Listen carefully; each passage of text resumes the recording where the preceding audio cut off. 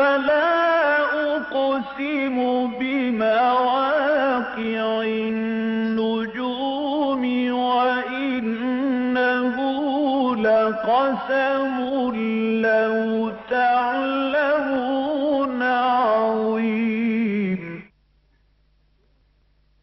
إنه لقرآن كريم في كتاب مكنون لا يمسه إلا المطهرون تنزيل من رب العالمين.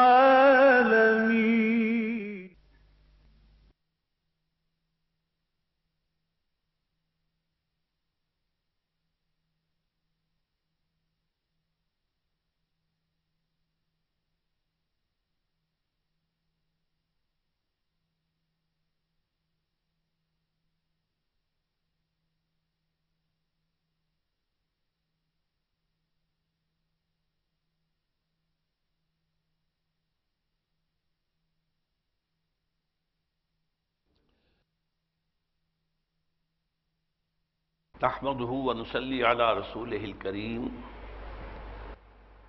اما بعد فقد قال الله تبارك وتعالى كما ورد في سورة المائدة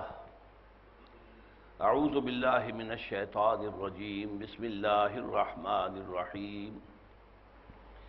وَلَقَدْ أَخَذَ اللَّهُ مِيثَاقَ بَنِي إِسْرَائِيلَ وَبَعَثْنَا مِنْهُمُ اثْنَيْ عَشَرَ نَقِيبًا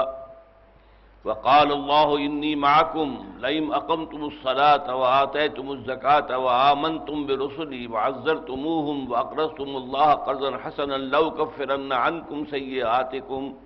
وَلَأُدْخِلَنَّكُمْ جَنَّاتٍ تَجْرِي مِنْ تَحْتِهَا الْأَنْهَارُ فَمَنْ كَفَرَ بَعْدَ ذَلِكَ مِنْكُمْ فَقَدْ ضَلَّ سَوَاءَ السَّبِيلِ صدق اللہ العظیم رب اشرح لي صدری ویسر لي امری واحلل عقدۃ من لسانی یفقہوا قولی۔ سورہ مائدہ کے ہم نے 2 رکوع تو مکمل پڑھ لیے تھے۔ تیسرے رکوع کی اس پہلی آیت کا بھی کچھ ترجمہ میں نے پچھلی مرتبہ کیا تھا، لیکن اس کے بارے میں اصل گفتگو ابھی بقایا ہے۔ لیکن 2 باتیں سورہ مائدہ کے بارے میں دوبارہ ذہن میں تازہ کر لیں۔ ایک تو اس میں بھی مضامین کا جو کی ترتیب ہے وہ سورہ نساء کے مانند ہے کہ کچھ آیتیں آتی ہیں اہل ایمان سے خطاب کے لیے، پھر کچھ آیات آ جاتی ہیں منافقین سے خطاب کے لیے، پھر کچھ آیات آ جاتی ہیں اہل کتاب سے خطاب کے لیے۔ اسی طریقے سے یہ عدلتا بدلتا رہتا ہے، روح سخن جو ہے خطاب کا رخ بدلتا رہتا ہے۔ یہی صورتحال جو ہے سورہ مائدہ میں ہے۔ اب پہلے 2 رکوعوں میں پوری گفتگو جو ہے وہ اہل ایمان سے ہوئی اور شریعت کے بڑے اہم احکام جو ہیں وہ دیے گئے،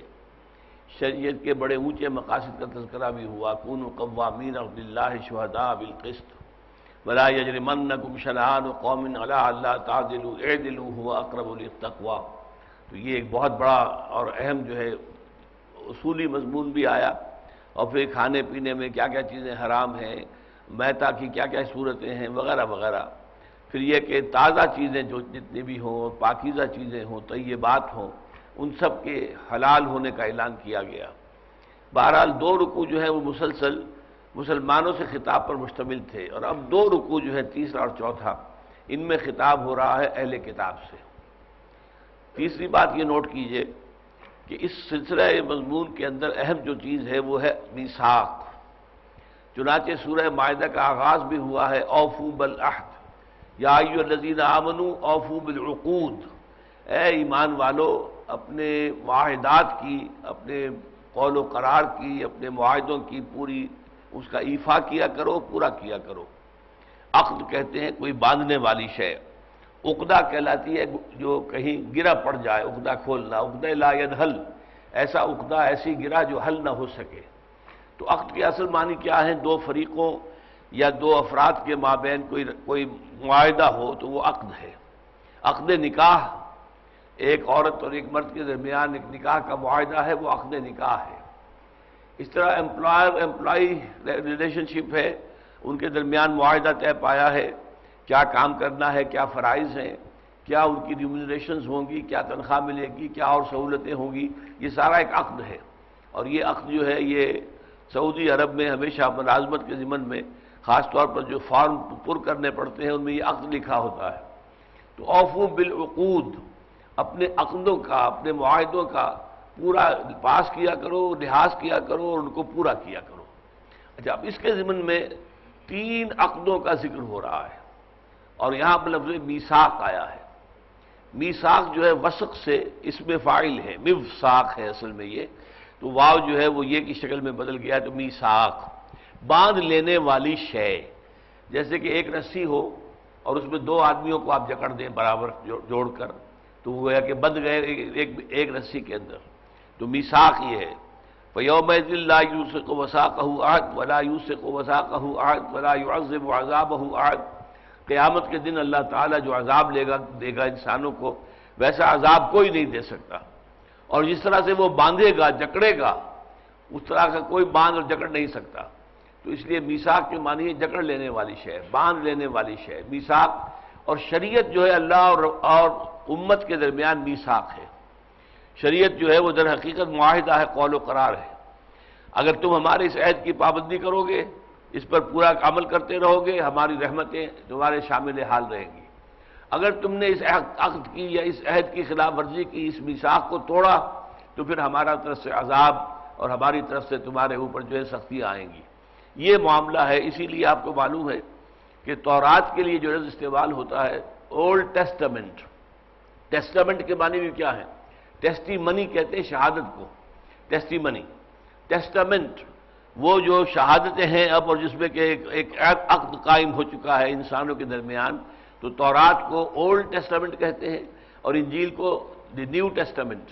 جو یہ نیا عہد اور قول و قرار ہوا ہے، نیا میثاق ہوا حضرت عیسیٰ کے ذریعے سے۔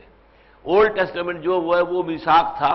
وہ شریعت تھی جو حضرت موسیٰ علیہ السلام کے ذریعے سے دی گئی، اور نیو ٹیسٹامنٹ وہ ہے جو حضرت عیسیٰ علیہ السلام کے ذریعے سے آیا۔ اور اس کے بعد کا جو عہد ہے وہ عہد جو ہے محمد الرسول اللہ صلی اللہ علیہ وسلم کے ذریعے آیا، اور اس کا ذکر ہم پڑھ چکے ہیں۔ چنانچہ پچھلے رکوع کے اندر یہ آیت آ چکی ہے، وَاذْكُرُوا نِعْمَتَ اللَّهِ عَلَيْكُمْ وَمِيثَاقَهُ الَّذِي وَاثَقَكُم بِهِ۔ اہل ایمان، اے ایمان والو، تم یاد رکھا کرو جو اللہ کی نعمت تم پر ہوئی ہے، جو انعام اللہ نے تم پر فرمایا ہے، اور یاد رکھو اس میثاق کو جس میں کہ اس نے تمہیں جکڑ لیا ہے، باندھ لیا ہے۔ اذ قلتم سمعنا واطعنا، جبکہ تم نے کہا کہ ہم نے سنا اور ہم نے مانا۔ یہ جو سورہ بقرہ کے آخری رکوع میں آخری سے پہلی جو آیت ہے اس کے اندر الفاظ یہ آئے ہیں، قالوا سمعنا واطعنا غفرانک ربنا والیک المصیر۔ جب تم نے کہا ہم نے سنا اور ہم نے مانا، ہم نے اطاعت قبول کی، تو اب یہ قول و قرار ہو گیا ہے، اب یہاں تم بندھ گئے ہو، جکڑے گئے ہو۔ تو وَاذْكُرُوا نعمت اللہ علیکم، یاد کرو اللہ کی اس نعمت کو جو تم پر ہوئی ہے، وَالْمِيثَاقَهُ الَّذِي وَاثَقَكُم بِهِ، اور اس میثاق کو یاد رکھو جس میں کہ اللہ نے تمہیں جکڑ لیا ہے۔ اب یہاں پر ذکر ہو رہا ہے 2 اور میثاقوں کا، ایک میثاق جو بنی اسرائیل سے لیا گیا، ایک میثاق وہ جو کہ عیسائیوں سے لیا گیا۔ چنانچہ یہاں فرمایا وَلَقَدْ أَخَذَ اللَّهُ مِيثَاقَ بَنِي إِسْرَائِيلَ، اور ہم نے بنی اسرائیل سے بھی میثاق، معاہدہ، قول و قرار اور عہد لیا تھا۔ وَبَعَثْنَا مِنْهُمُ 12 نقیبا، اور ان میں ہم نے مقرر کر دیے تھے، معین کر دیے تھے، معمور کر دیے تھے 12 نقیب۔ نقیب کنہیں کہتے ہیں؟ نقب کہتے ہیں، آپ مکان میں نقب لگائی گئی، پیچھے سے دیوار توڑ کر اندر داخل ہو گیا کوئی چور، یہ نقب ہے۔ تو تفتیش کرنا، حالات کے بارے میں چھان بین کرنا، اور ایک بات تو ایک معاملہ سامنے سے نظر آ رہا ہے، لیکن اس کی حقیقت کیا ہے، اس کی بیک پر کیا ہے، کیا چیز ہے اس کی پشت پر اصل میں، تو اس کو تلاش کرنا، اس میں تفتیش کرنا، یہ نقب کا لفظ کا مفہوم ہے۔ تو نقیب کہلاتا ہے وہ شخص جو کسی مجموعے افراد پر، کسی گروہ پر وہ مقرر کر دیا جائے کہ تمہیں ان لوگوں کے حالات کی جانچ پرکھ کرتے رہنی ہے، ان کے حالات کی چھان بین کرتے رہنی ہے، تمہیں دیکھتے رہنا ہے کہ یہ صحیح راستے پر چل رہے ہیں، تمہیں دیکھتے رہنا ہے کہ کہیں کوئی ان میں غلطی تو پیدا نہیں ہو رہی ہے، یہ نقیب کا مفہوم ہے۔ تو چونکہ بنی اسرائیل جو ہے وہ 12 قبیلوں پر مشتمل تھے، حضرت یعقوب علیہ السلام کے 12 بیٹے اور ان سے 12 قبیلے چلے، تو وہ 12 قبیلے جو ہیں وہ بنو اسرائیل ہیں۔ تو ہر قبیلے میں سے انہی میں سے ایک شخص کو نقیب بنا دیا گیا، اس لیے کہ قبائلی زندگی میں اگر کسی اور قبیلے کے شخص کو نقیب بنا دیا جاتا تو وہاں معاملہ چلنا مشکل ہو جاتا. وہ تو جب تک کہ خود ان میں سے نہ ہو. جیسے قرآن مجید کہتا ہے کہ ہم نے بھیجا ہے بعث فی الامیین رسولا منہم، اللہ نے اٹھایا ہے امیین میں ایک رسول انہی میں سے. رسول بھی کوئی اجنبی نہ ہو، لوگوں کا جانا پہچانا ہونا چاہیے، لوگ ان سے واقف ہو، اس کا پورا زندگی کا جو ہے کارنامہ ان کے سامنے ہو کہ یہ کیا کرتے تھے، پہلے کیا کرتے تھے، کیا کمایا ہے، کس طرح کمایا ہے، کاروبار کرتے تھے تو کیسے کرتے تھے، دیانت اور شرافت اور صداقت کے اوپر پورا اور امانت پر کاربند تھے یا نہیں تھے. لہذا وہ انہی میں سے ہونا یہ، اور بلکہ اس کو اور آگے بڑھایا گیا ہے من انفسہم، لقد من اللہ علی المؤمنین اذ بعث فیہم رسولا من انفسہم. اللہ تعالیٰ نے بڑا احسان کیا اہل ایمان پر جبکہ ان میں سے اٹھایا انہی میں سے، انہی کے بیچ میں سے، انہی کے قبیلے میں سے ایک شخص کو کہ جو ان کو کتاب کی آیات سناتا ہے اور تزکیہ کرتا ہے اور کتاب و حکمت کی تعلیم دیتا ہے. تو یہ ہے منہم. تو فرمایا کہ عشر نقیبہ، اس نے عشر نقیبہ 12 نقیب مقرر کر دیے. اچھا، یہ اس سے پہلے کہ میں آپ کو بتاؤں کہ یہ معاہدہ کیا تھا، اس معاہدے کا ذکر سورہ بقرہ میں بھی آیا ہے، اور وہ یہ ہے وَإِذْ أَخَذْنَا مِيثَاقَكُمْ وَرَفَعْنَا فَوْقَكُمُ الطُّورَ خُذُوا مَا آتَيْنَاكُمْ بِقُوَّةٍ وَاسْمَعُوا قَالُوا سَمِعْنَا وَعَصَيْنَا وَأُشْرِبُوا فِي قُلُوبِهِمُ الْعِجْلَ بِكُفْرِهِمْ قُلْ بِئْسَ مَا يَأْمُرُكُمْ بِهِ إِيمَانُكُمْ إِن كُنتُم مُّؤْمِنِينَ. اب یہ ان میں جو شریر لوگ تھے، منافقین ان میں بھی تھے، جیسے کہ حضور کی امت میں جو بھی مدینے کے اندر لوگ آباد تھے مسلمان، ان میں منافقین بھی تھے. اسی طریقے سے حضرت موسیٰ علیہ السلام کے ساتھ سچے ایمان والے بھی تھے اور منافق بھی تھے. لیکن یہاں پر ذکر ہو رہا ہے کہ اللہ تعالیٰ نے وَإِذْ أَخَذَ اللَّهُ مِيثَاقَكُمْ وَرَفَعْنَا فَوْقَكُمُ الطُّورَ. یہ خاص واقعہ ہوا تاریخ انسانی میں جب بنی اسرائیل سے یہ میثاق لیا گیا، عہد لیا گیا، جبکہ انہیں تورات دے دی گئی کہ اب تورات تمہیں دی گئی ہے، اس تورات کو تمہیں قبول کرنا ہے، اسی کے اوپر عمل کرنا ہے، جو کچھ اس میں ہے اسے یاد رکھنا ہے تاکہ تم صحیح راستے پر چل سکو. تو یہ میثاق تھا جو لیا گیا. لیکن اس وقت پر ایک خاص واقعہ یہ ہوا کہ جب کوہ طور کے دامن میں یہ تھے، جبکہ یہ عہد و میثاق ہو رہا تھا، تو کوہ طور کو اللہ نے اٹھا کر ان کے سروں پر معلق کر دیا. ایک عجیب دہشت کی کیفیت پیدا ہو گئی کہ یہ پہاڑ گویا کہ اب یہ ہمارے سروں پر گر جائے گا اور ہم سب کے سب کچھ لے جائیں گے. یہ دہشت کیوں پیدا کی گئی اس کو سمجھ لیجئے. دیکھیے، تعلیم اور تربیت کے مختلف مراحل ہوتے ہیں. ایک مرحلہ ہوتا ہے ابتدائی، بچے کو بتایا جاتا ہے یہ کرو حکمی انداز میں، یہ مت کرو. یہ نہیں بتایا جاتا کہ یہ کرنا ہے تو کیوں کرنا ہے، اس کے کرنے کا فائدہ کیا ہے. ابھی بچے کی سمجھ جو ہے اس قابل نہیں ہے، اس سطح پر نہیں ہے کہ وہ اس کیوں کو اور وائز کو سمجھ سکے کہ یہ کس لیے حکم دیا جا رہا ہے، اس کی حکمتیں کیا ہے. اس طرح جس کام سے روکنا ہو تو اس میں سخت قسم کی جو ہے وہ دھمکی بھی دی جاتی ہے، ہرگز نہ کرنا یہ کام ورنہ ہم تم سے ناراض ہو جائیں گے. یہ تو ہلکی ترین بات ہوئی، ورنہ تمہیں سزا ملے گی، سخت سزا ملے گی. تو بنی اسرائیل بھی اصل میں یوں سمجھیے کہ عہد انسانی جو ہے، نوع انسانی کا یہ عہد طفولیت ہے. یہ آج سے کتنے عرصے سال قبل کی بات ہو رہی ہے، یوں سمجھیے کہ 2000 برس اور پھر 4000 برس پہلے. ابھی سمجھیے تمدن جو ہے وہ بالکل ابتدائی سٹیج اس کے اندر تھا، اور ابھی انسانی ذہن جو ہے اپنے فکری اعتبار سے، خاص طور پر اپنا جو فلسفیانہ فکر ہے اس کے اعتبار سے ابھی بہت ہی نچلی سطح پر تھا. لہذا اس سطح پر لوگوں کو اچھے کام کے لیے آبادہ کرنے کے لیے بھی اور پھر برے کام سے روکنے کے لیے بھی ان کے اوپر ایک خوف اور خشیت کی کیفیت پیدا کرنا ضروری تھا. لہذا اللہ نے جب ان سے عہد لیا ہے، وَإِذْ أَخَذْنَا مِيثَاقَكُمْ، یاد کرو ہے بنی اسرائیل جب کہ ہم نے تم سے عہد لیا تھا، وَرَفَعْنَا فَوْقَكُمُ الطُّورَ، اور تمہارے اوپر کوہ طور کو اٹھا دیا تھا، معلق کر دیا تھا. خُذُوا مَا آتَيْنَاكُمْ، اب دیکھیے یہ زور جو ہے، خُذُوا، پکڑو اس کو جو ہم نے تمہیں دیا ہے. یعنی تورات جو تمہیں دی گئی ہے یہ پتھروں کی تختیوں کے اوپر لکھی ہوئی جو احکام عشرہ، دی 10 کمانڈمنٹس، ڈوز اینڈ ڈونٹس، یہ جو تمہیں دیے گئے ہیں ان کو مضبوطی سے پکڑو. خُذُوا مَا آتَيْنَاكُمْ بِقُوَّةٍ وَاسْمَعُوا، اور سنو. قَالُوا سَمِعْنَا وَعَصَيْنَا، تو ان میں سے کچھ لوگوں نے کہا ہم نے سنا اور ہم نے نافرمانی کی. یہ یہود کے اندر ایک پرانی ان کی جو ہے یوں سمجھیے ذہنیت جو کہ منافقین مدینہ کے اندر بھی پھر آ گئی تھی کہ وہاں پر بھی الفاظ کو ذرا سا بدل کر یا ذرا زبان کو موڑ کر اب کہنا تو یہ تھا کہ سمعنا و اطعنا، سمعنا وعصینا، عصینا، اطعنا، عصینا، اب یہ کتنے قریب ہے، ہم نے سنا اور ہم نے مانا، کہنا تو یہ چاہیے تھا، جیسا کہ اہل ایمان کے بارے میں آپ کو سنا چکا ہوں کہ سورہ بقرہ میں فرمایا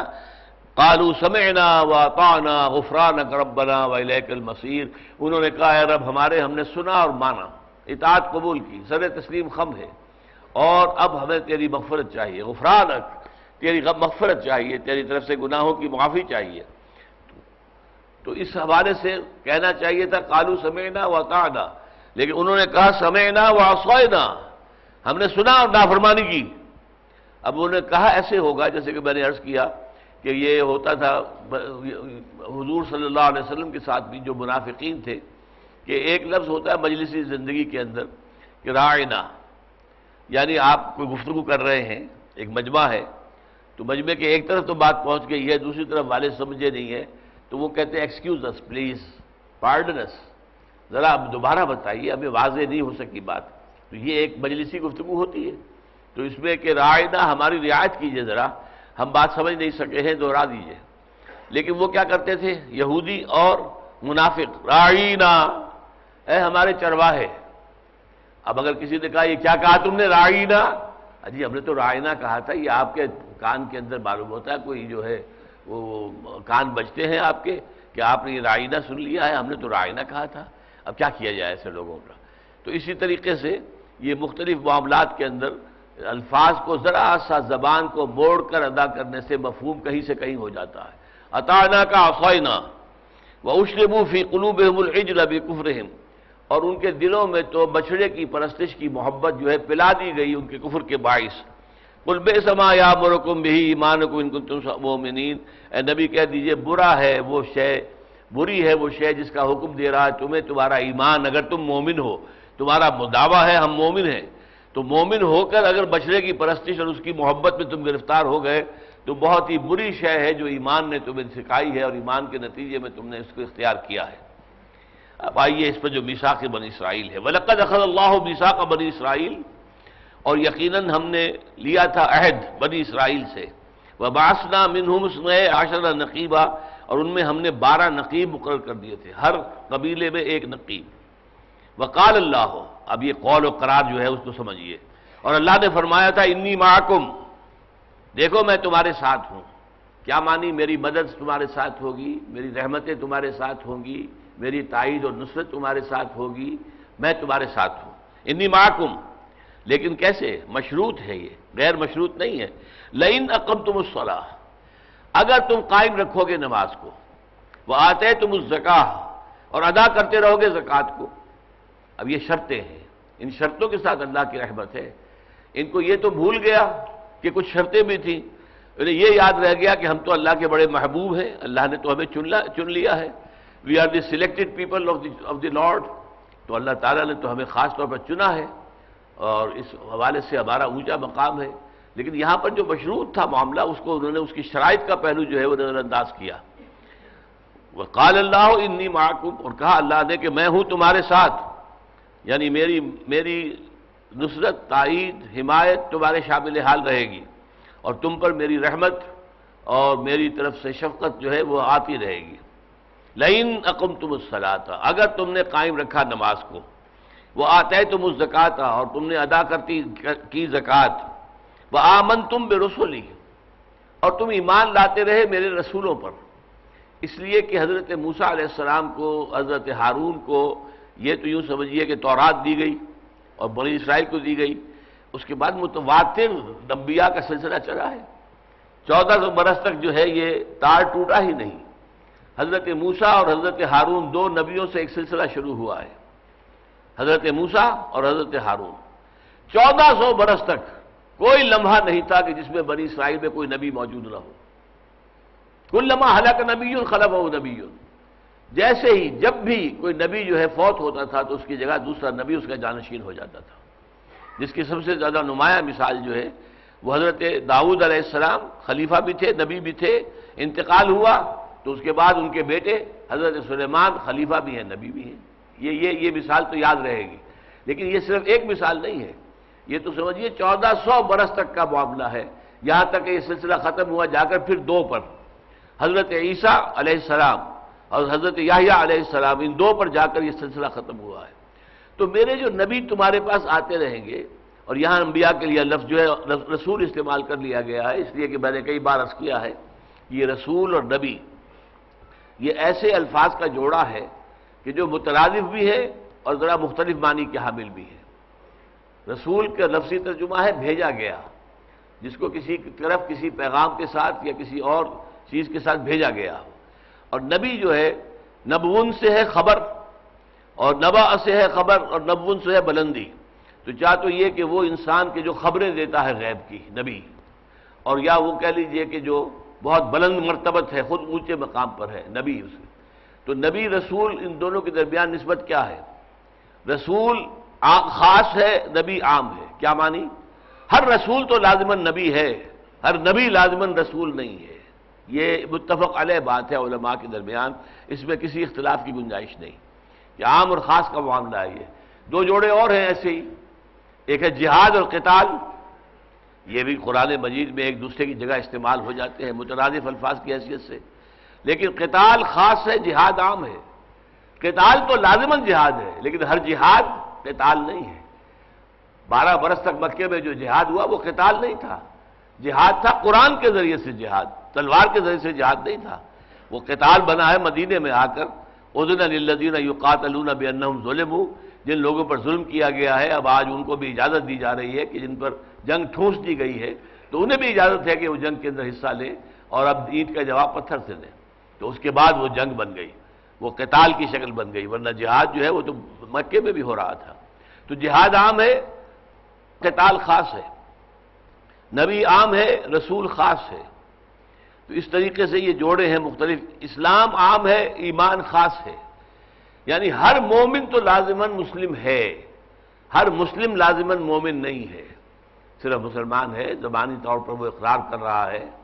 اور موٹے موٹے کام دین کے جو ہیں وہ کر رہا ہے، نماز پڑھ رہا ہے وغیرہ وغیرہ، کوئی کوتاہی ہو جاتی ہے تو استغفار کرتا ہے، لیکن مومن کے معنی کچھ اور ہے۔ مومن تو یہ کہ دل میں یقین پیدا ہو جائے، اور جب دل میں یقین پیدا ہو جائے گا تو اس کا لازمی نتیجہ قرآن بتاتا ہے جہاد ہوگا فی سبیل اللہ،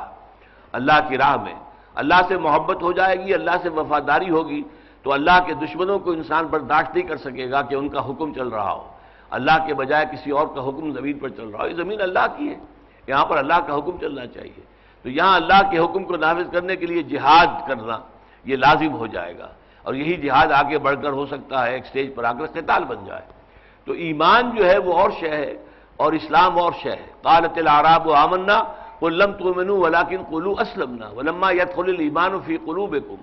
یہ بدو لوگ جو ہے دعویٰ کر رہے ہیں نبی صلی اللہ علیہ وسلم کہ ہم ایمان لے آئے،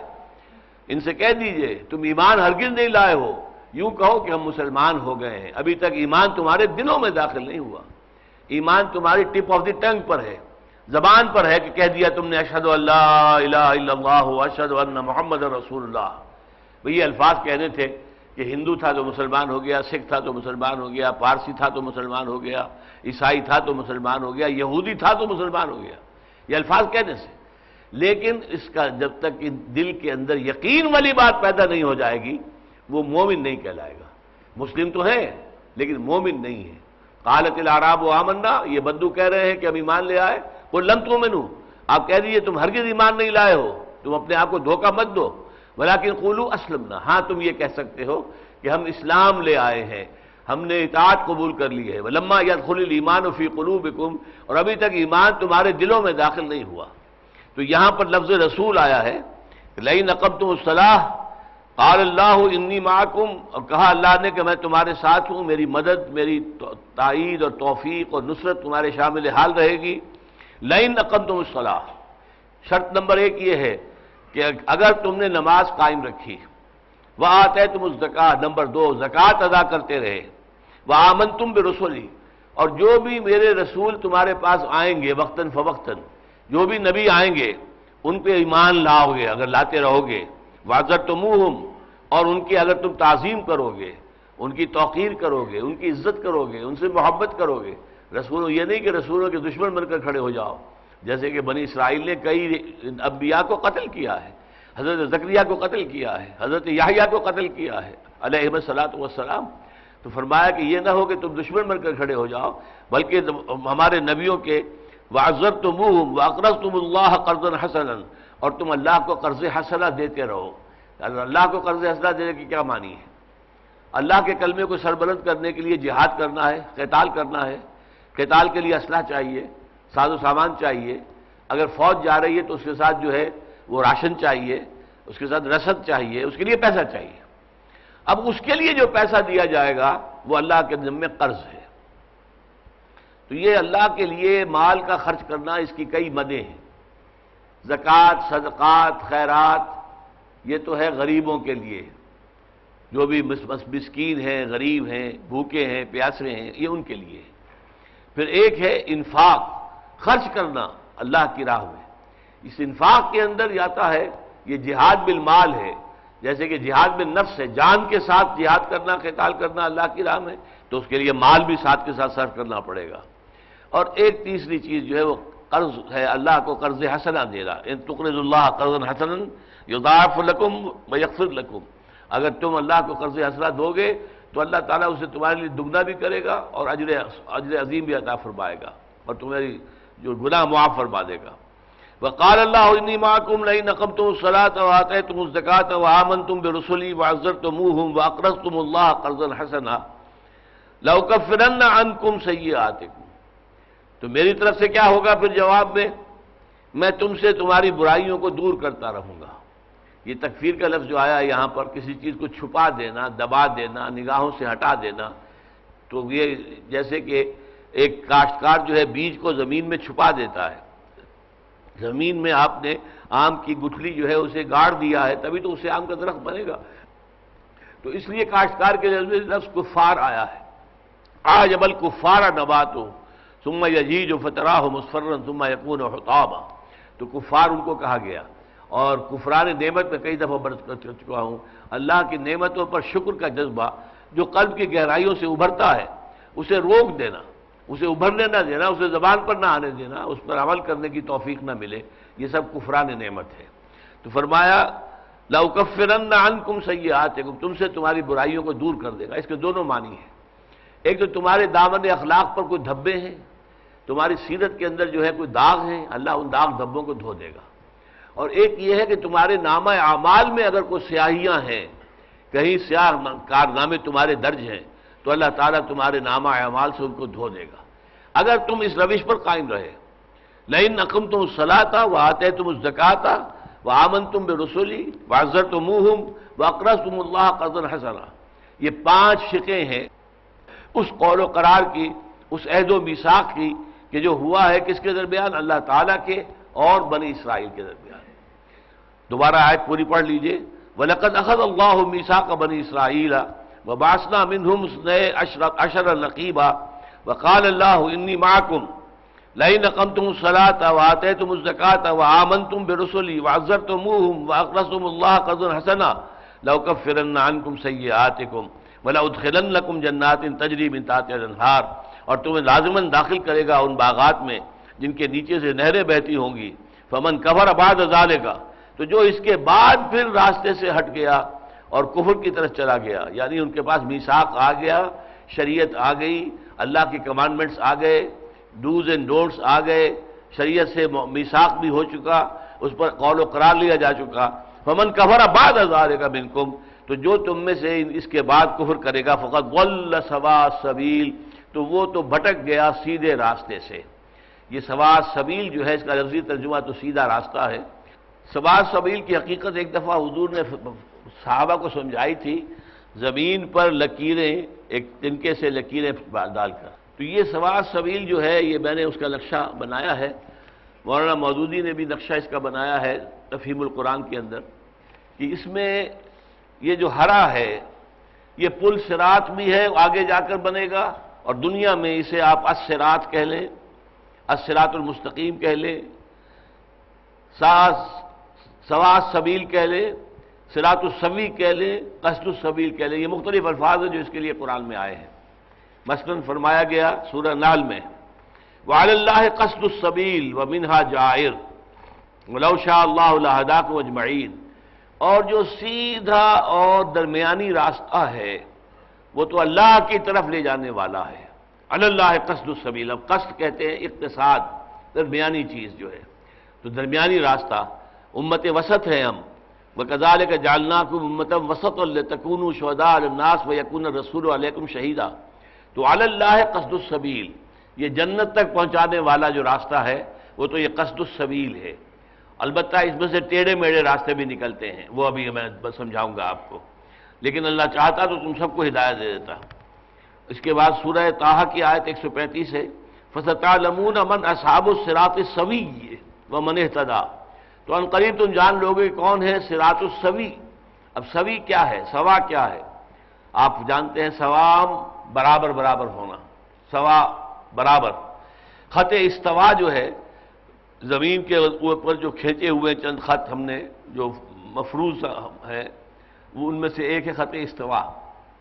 جو ہمارے اس گلوب کو ٹھیک دو حصوں میں تقسیم کرتا ہے، این درمیان میں وہ خط چلا جا رہا ہے، خط استوا، ایکویٹ کرنے والا، برابر کرنے والا،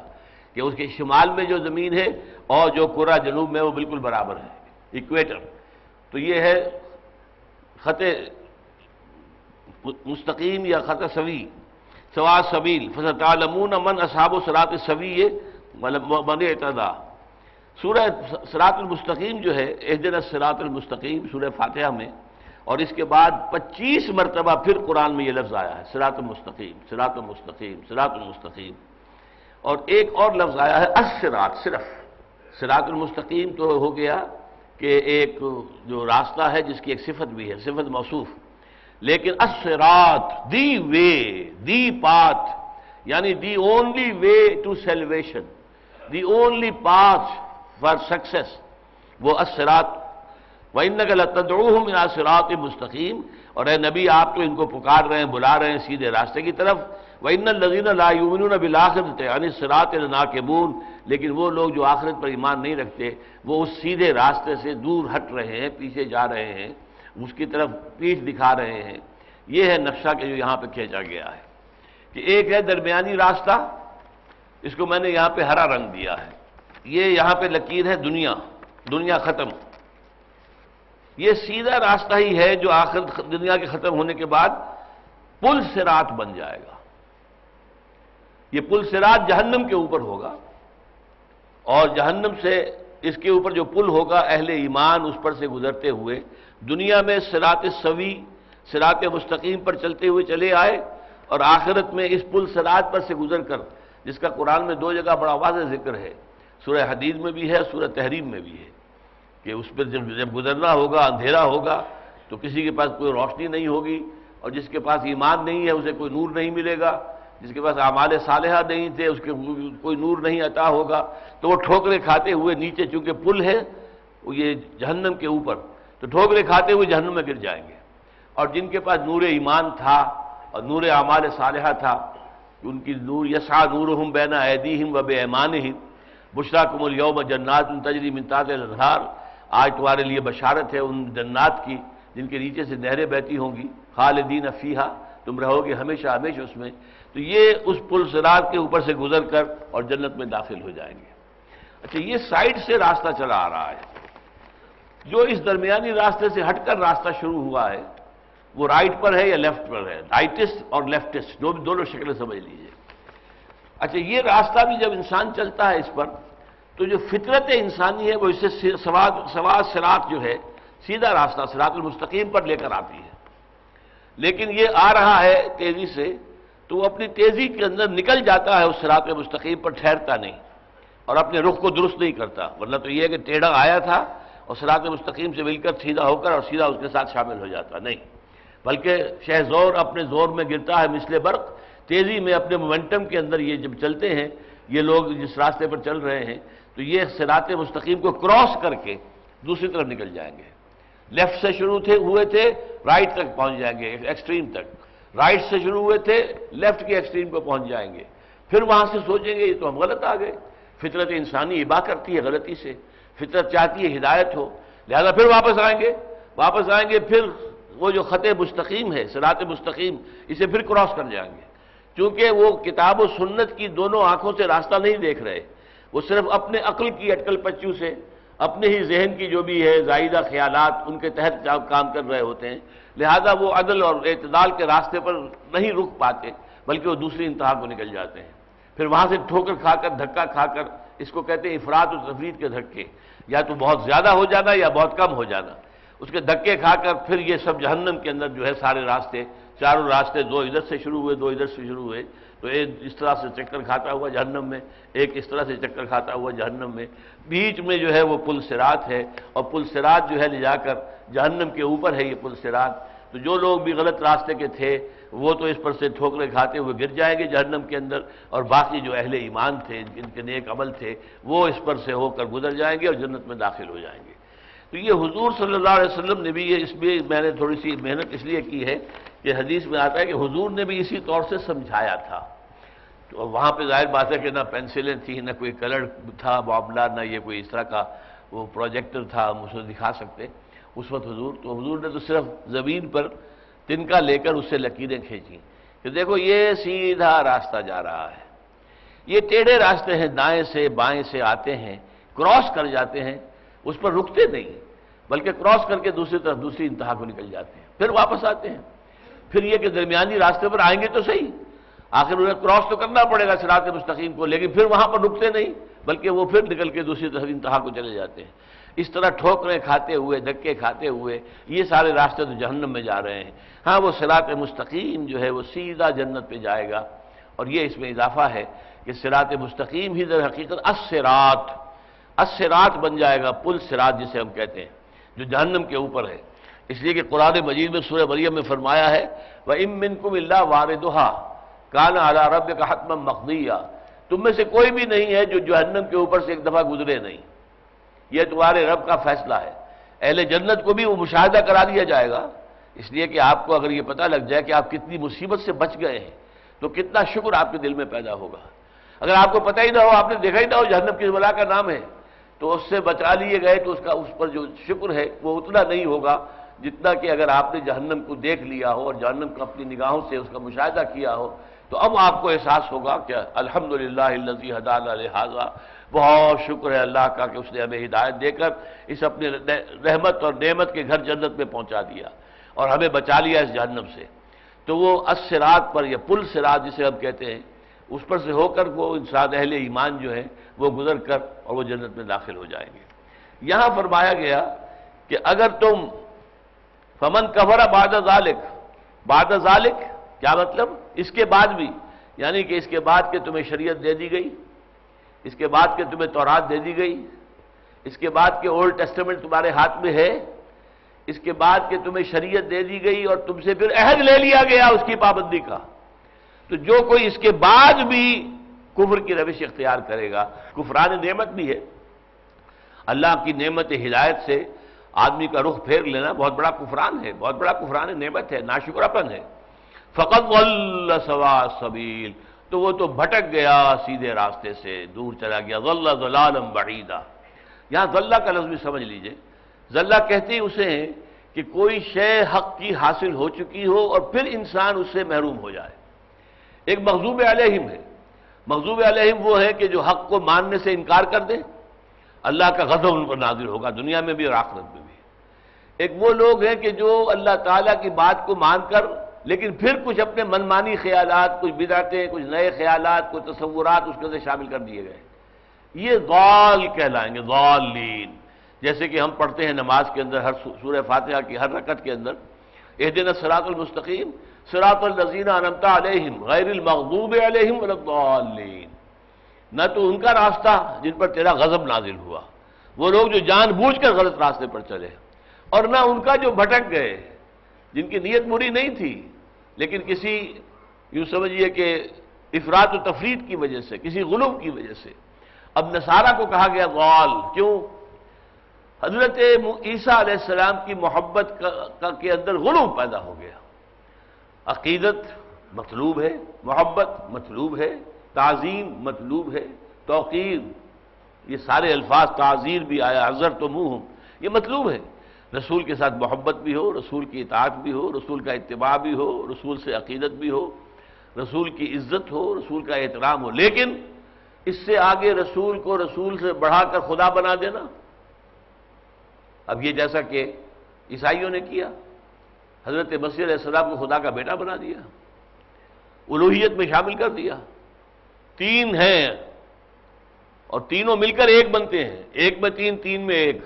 اور یہ چیزیں ایسی ہیں کہ جو عیسائیوں کے لیے ایک مصیبت بن گئی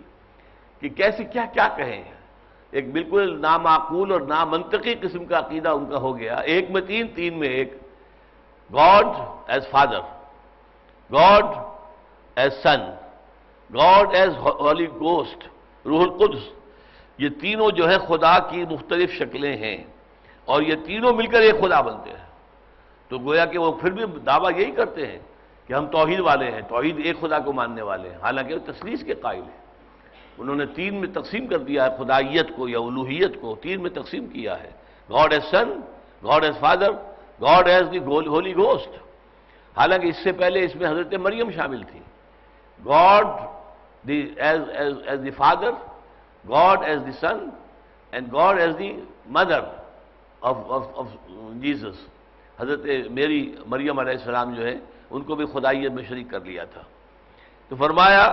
کہ ضل سواء السبیل، تو وہ تو پھر سواء السبیل سے بہت دور نکل گیا، گمراہ ہو گیا، بھٹک گیا۔ فبما نقضهم میثاقهم، اب یہ ایک طویل جملہ آ رہا ہے، تو بسبب اس کے کہ انہوں نے توڑا اپنے میثاق کو، خلاف ورزیاں کی اپنے میثاق کی، یہ میثاق جس کا ذکر اوپر ہو چکا ہے، لعناہم، اس سبب سے پھر ہم نے ان پر لعنت کر دی۔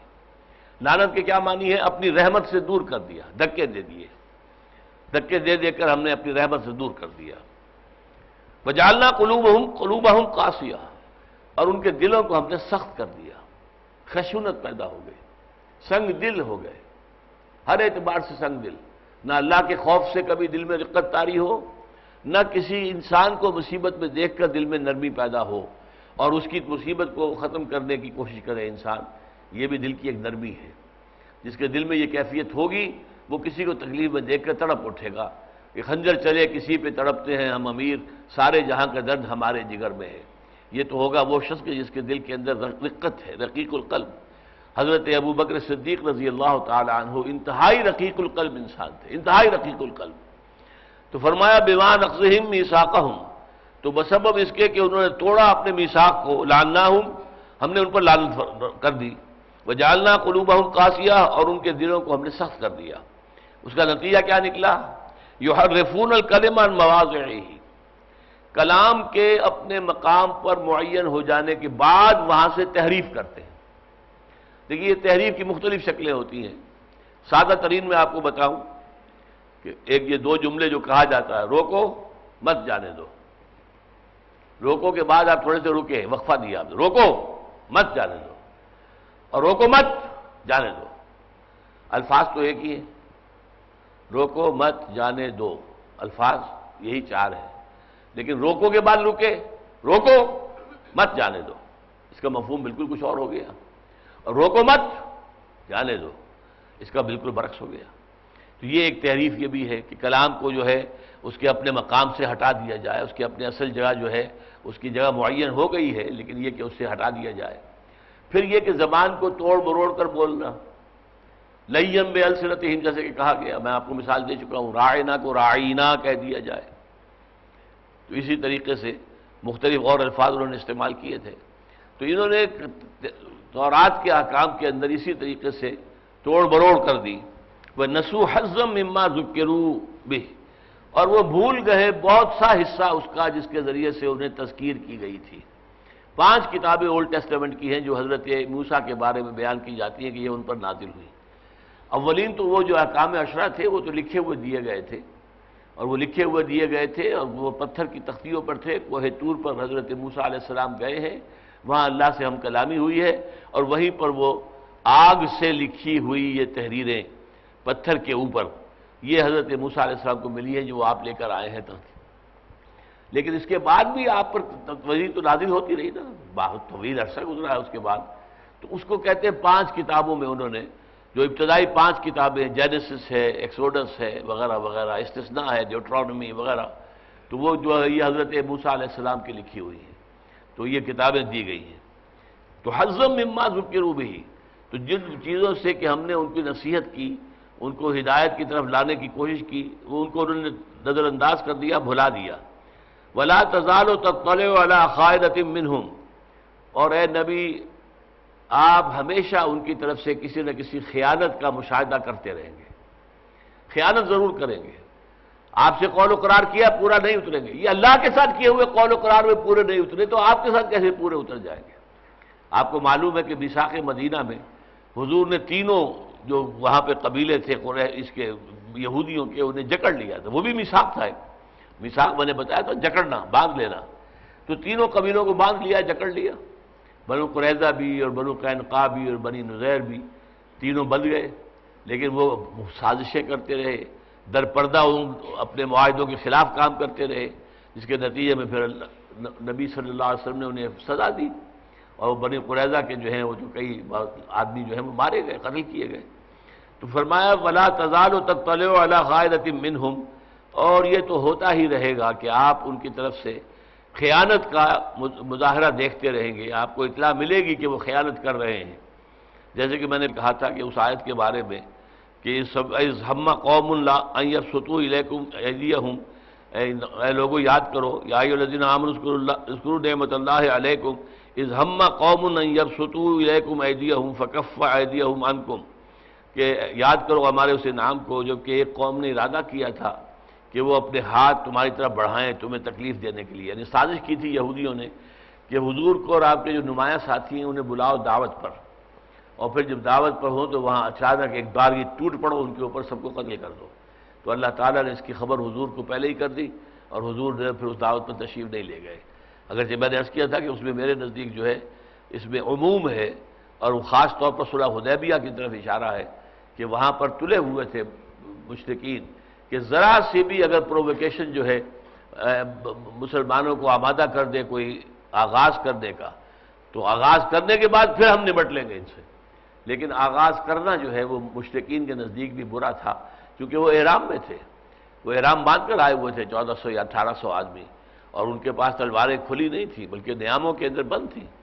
لہذا انہوں نے پوری طرح کوشش کی۔ خالد ابن ولید نے، اس کا نقشہ میرے ذہن میں آتا ہے جب بھی، اس کا نقشہ جو کھینچا گیا ہے دی میسنجر نامی پکچر کے اندر، دی میسنجر آف اللہ، وہ ایک اعتبار سے جو خیر ہمارے لیے اچھی چیز نہیں ہے کہ پکچر کے ذریعے سے حضور کی سیرت کو یا صحابہ کی سیرتوں کو بیان کیا جائے،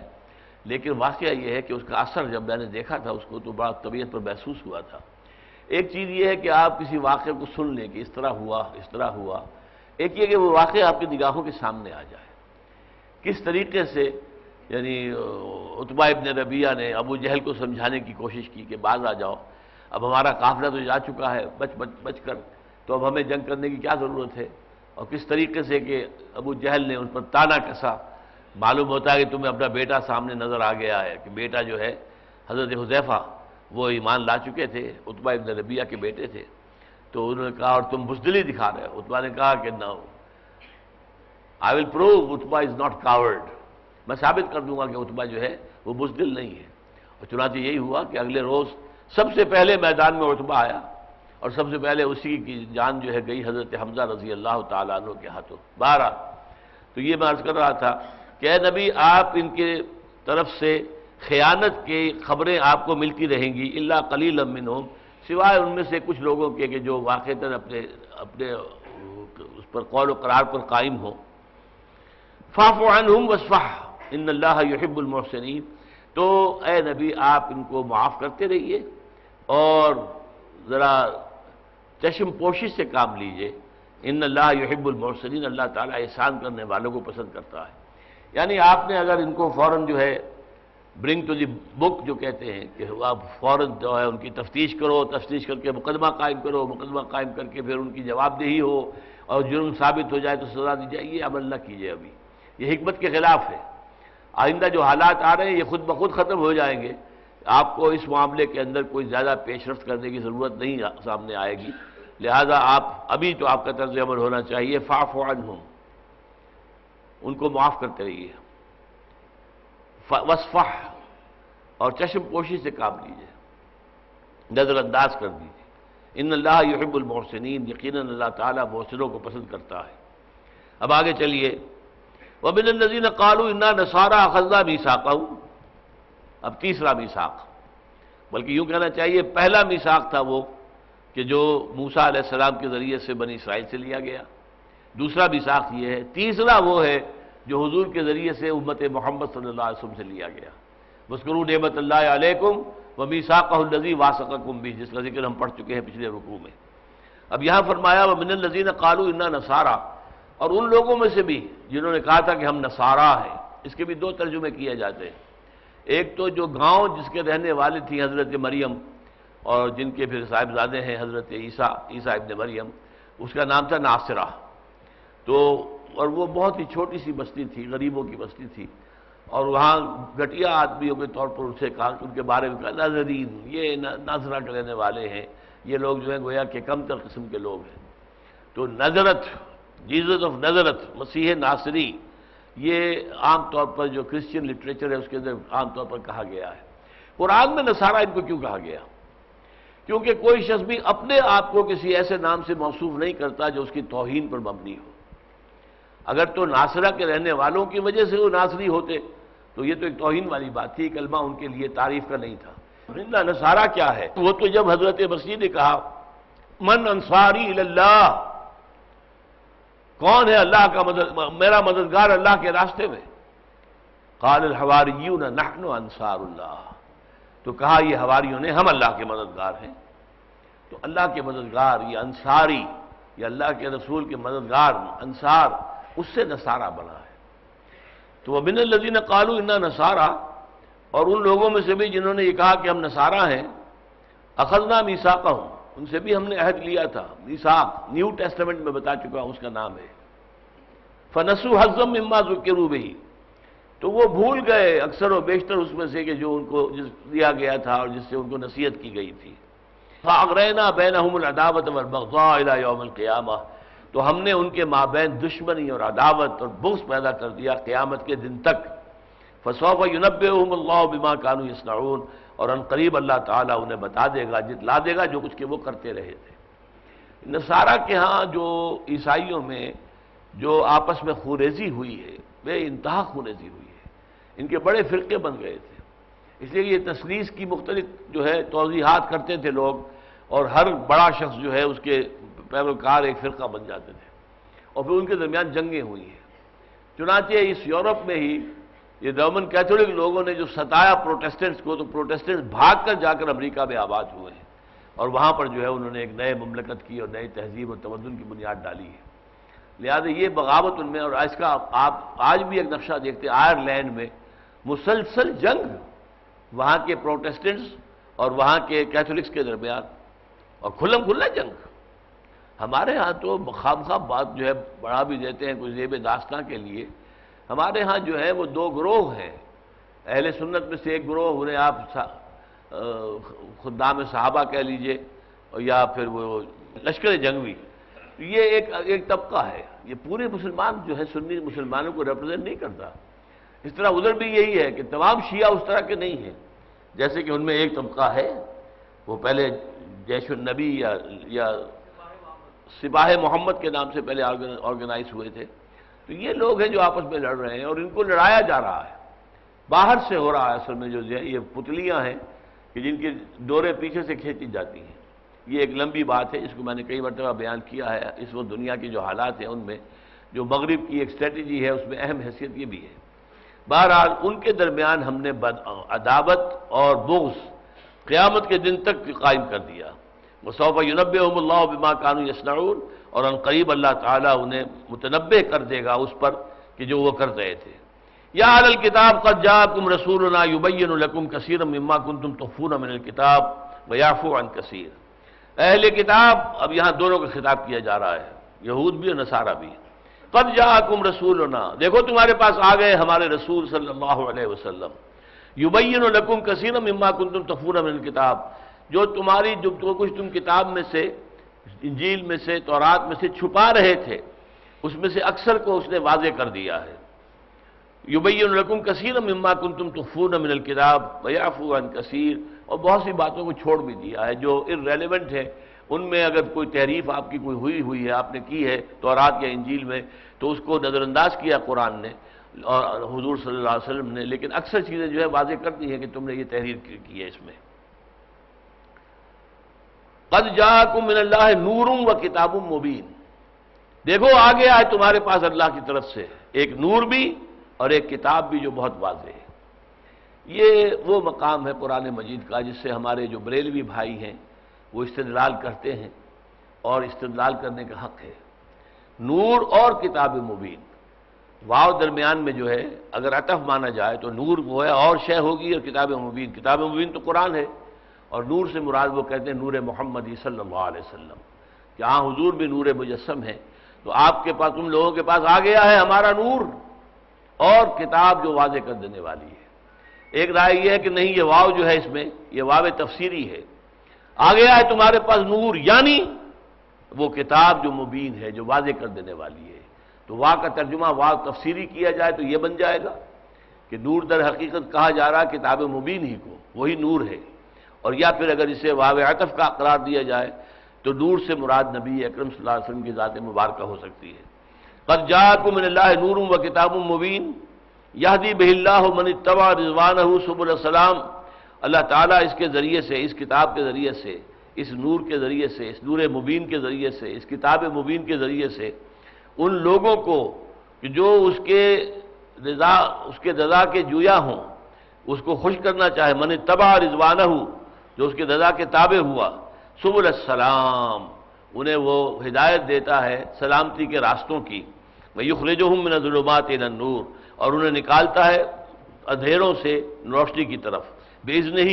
اپنے حکم سے، وَيَهْدِيهِمْ إِلَىٰ صِرَاطٍ مستقیم، اور انہیں ہدایت دیتا ہے سیدھے راستے کی جانب۔ بارک اللہ لی ولکم فی القرآن العظیم ونفعنی وإیاکم بالآیات والذکر الحکیم۔